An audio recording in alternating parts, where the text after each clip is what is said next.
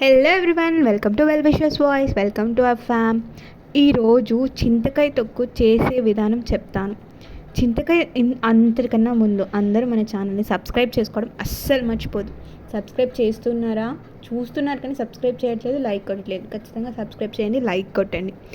చింతకాయ తొక్కుతో చేసే ఈ టేస్టీ అండ్ స్పైసీ పచ్చడి అన్నం, దోశ, ఇడ్లీ ఏ దాంతో తిన్నా అద్భుతంగా ఉంటుంది.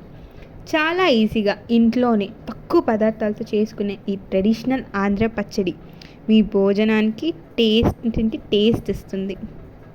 ముందుగా ఈ వీడియోలో ముందు దీన్ని ఎక్కువ రోజులు నిల్వ ఉండేలా చేసే సీక్రెట్ టిప్స్ కూడా వివరంగా చెప్తాను, వినేసేయండి.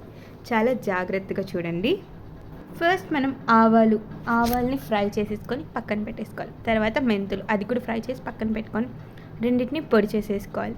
ఇందాక ఈ వీడియోలో ఈ పచ్చడి ఇప్పుడు మీకు కనిపిస్తుందిగా చింతకాయ తొక్కు, ఇది చేసే విధానం ఆల్రెడీ మన షార్ట్స్లో ఉంది, దాన్ని చూసేయండి.